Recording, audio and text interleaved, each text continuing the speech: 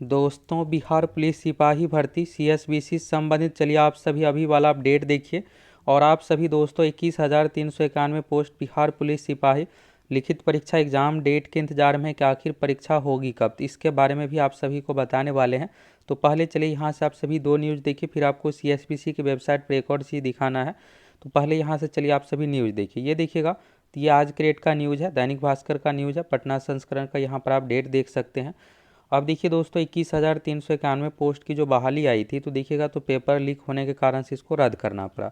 अब देखिएगा तो लगभग 6 महीने होने जा रहा है, लेकिन अभी तक एग्ज़ाम का कुछ अता पता नहीं है। तो देखिए अब आपको ज़्यादा इसके लिए इंतज़ार तो करना नहीं पड़ेगा। पहले आप सभी यहाँ से एक न्यूज़ देखिए, फिर आगे एक और न्यूज़ दिखाने वाले, फिर आपको सीएसबीसी की वेबसाइट पर ले चलेंगे। तो यहाँ पर देखिएगा, शिक्षक भर्ती का प्रश्न पत्र लीक करने वाला गिरोह ने ही सिपाही बहाली का पेपर लीक कराया था। देखिए आप सभी को पता है कि 21,391 पोस्ट का पेपर लीक होने के कारण से फिर एग्ज़ाम को रद्द करना पड़ा।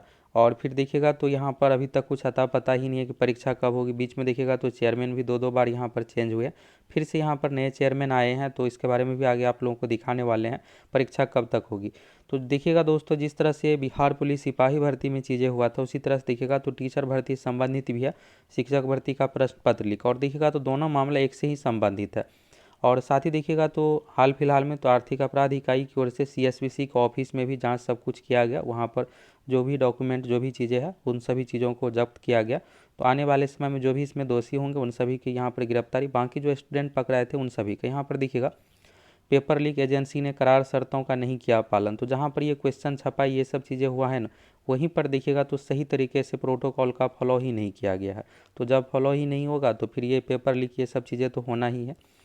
तो ये देखिएगा तो यहाँ पर सिपाही लीक मामले में आर्थिक अपराध इकाई के छापे में केंद्रीय चयन परिषद कार्यालय से अहम दस्तावेज मिले। तो ये देखिएगा तो कुछ दिन पहले आर्थिक अपराध इकाई की ओर से सीएसबीसी के ऑफिस में जांच किया गया था कोर्ट का ऑर्डर आने के बाद। तो फिर यहाँ पर ये सब चीज़ें आया।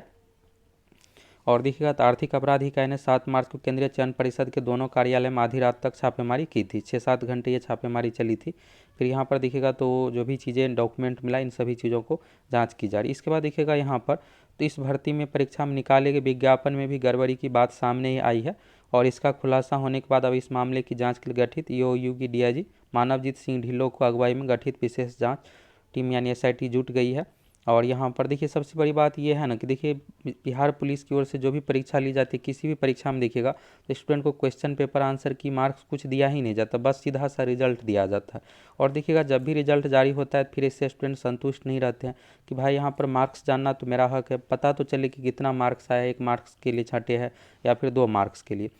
तो यहाँ पर ये था दोस्तों न्यूज़ में कि देखिए जिस तरह से अभी बीपीएससी में चीज़ें चल रही थी, बिहार पुलिस में चीज़ें चल रही थी, सभी जगह देखिए एक ही तरह का माफिया ये सब काम कर रहे हैं। अब देखिए कार्रवाई होगा तब तो, जब ही बिहार पुलिस वाले में यही कार्रवाई हो गया रहता सख्ती से, तो फिर बीपीएससी ये सब परीक्षा रद्द नहीं होता। और अगर अभी कार्रवाई नहीं होगा तो फिर से अगर मान लीजिए बिहार पुलिस की परीक्षा होती, कोई ठीक नहीं है कि फिर से ये सब चीज़ें देखने को मिले। अब फिर से पेपर लीक होगा तो इसमें छात्रों का ही लॉस है। अब देख ही रहे हैं आपकी पेपर लीक होने के बाद 6 महीने अभी तक क्या होता है कि आप सभी का रिजल्ट भी आ गया रहता। तो यही है कि यहाँ पर जो भी दोषी है उस पर सख्त से सख्त कार्रवाई हो, तब तो यहाँ पर जो भी चीज़ें चल रही है उस पर रोक लगे। अभी दोस्तों आप देखिएगा सीएसबीसी का वेबसाइट। अब रही बात परीक्षा की, तो देखिए हाल फिलहाल में आप देखिएगा तो बहुत सारे बदलाव हुए। बदलाव में बड़ा चीज़ ये है, पिछले 5-6 महीने से कुछ भी चीज़ें यहाँ पर नहीं होने का बड़ा कारण ये था कि देखिएगा पहले एसके सिंघल सर चेयरमैन थे तो उसको हटाया गया पेपर लीक इन सभी चीज़ों के कारणों से। फिर यहाँ पर एक नया चेयरमैन आने के बाद देखिएगा तो बीच में 2-3 महीने तो कुछ हुआ ही नहीं। आप देखिएगा सीएसबीसी की वेबसाइट पे एक भी कुछ भी नोटिस, कुछ भी चीज़ें नहीं आया।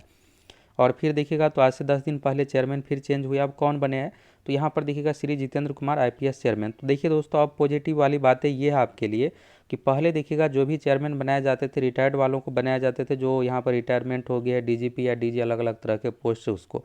लेकिन इस बार पहली बार है कि जो जॉब में है यानी रिटायर्ड नहीं हुए, 2-3 साल 4 साल जिसको जॉब में बचा हुआ है उसी को यहाँ पर बनाया गया। और पहले अगर आप सीएसबीसी का वेबसाइट खोलते थे ये सब आपको देखने को नहीं मिलता कि इसमें मेंबर ये सब है। ये पहले क्या होता था कि चेयरमैन इस तरह से, और सब कुछ डिसीजन ना चेयरमैन का ही रहता था कि हम इस तरह से परीक्षा लेंगे ये चीज़। लेकिन मेंबर रहते हैं तो होता क्या है कि देखिए एक से अधिक लोग रहेंगे तो सभी की राय होगी। यहाँ पर देखिएगा 4 यहाँ पर चेयरमैन है, 3 मेंबर है, तो अब सबकी राय के आधार पर सब कुछ डिसीजन होगा। फाइनल डिसीजन तो चेयरमैन का ही लेना है, लेकिन बाकी मेंबर का भी तो सुनेंगे कि हाँ परीक्षा प्रक्रिया में सुधार के लिए क्या सब किया जाए, अन्य चीज़ें।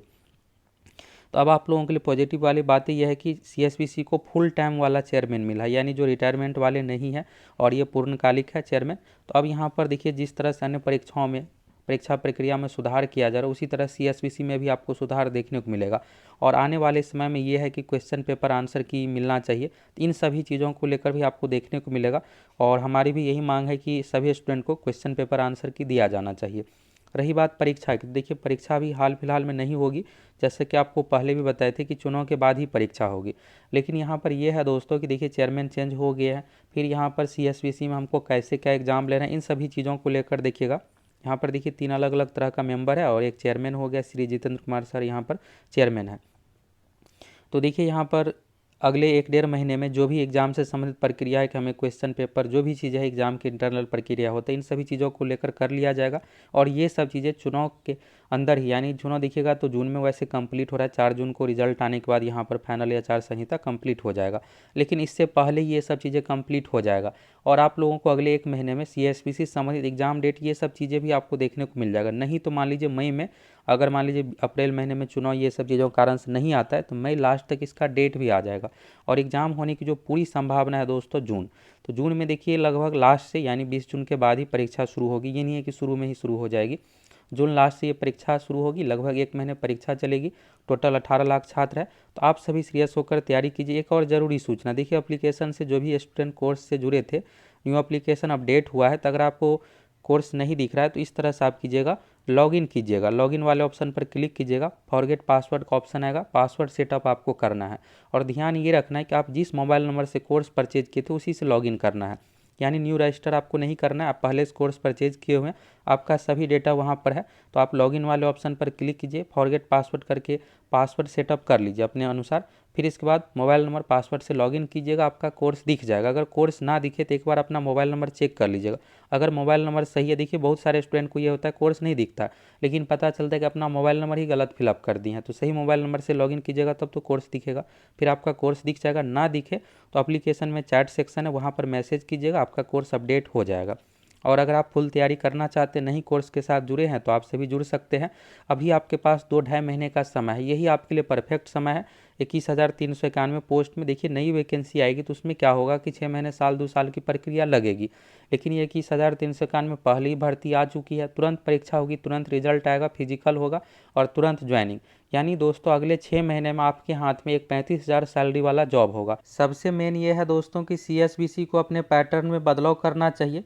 आप में से कौन कौन इससे सहमत है, कमेंट करके जरूर बताएं। पैटर्न में बदलाव का मतलब ये है दोस्तों कि सीएसबीसी को एग्जाम होने के बाद सभी स्टूडेंट को क्वेश्चन पेपर दिया जाना चाहिए, आंसर की बिल्कुल देना चाहिए।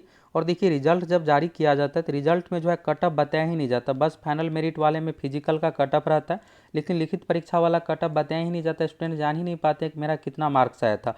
और जब यहाँ पर एग्जाम ये सब चीज़ें कंप्लीट होने के बाद रिजल्ट आए तो मार्क्स भी बताया जाए, मार्क्स बताया जाएगा, कट ऑफ बताया जाएगा, तब तो आपको पता चलेगा कि आपका 1 मार्क्स 2 मार्क्स के लिए नहीं हुआ है, तो आप अगली बार तैयारी कीजिएगा, इससे बेहतर रिजल्ट लीजिएगा। लेकिन अभी क्या हो रहा है कि मार्क्स कट ऑफ बताया ही नहीं जाता है। तो कौन कौन चाहते हैं कि सीएसबीसी को पूरी पारदर्शिता के साथ, जब सब कुछ यहाँ पर बदलाव हुआ है तो पूरा अपना सब कुछ पैटर्न में बदलाव करे, क्वेश्चन पेपर आंसर की दिया जाए, कट ऑफ रिजल्ट का दिया जाए, मार्क्स बताया जाए। आप सभी अधिक से अधिक कमेंट कीजिए, आप अपनी मांग कीजिएगा, तब तो यहाँ पर पैटर्न में बदलाव होगा, नहीं तो जिस तरह से चल रहा है उसी तरह से चलते रहेगा।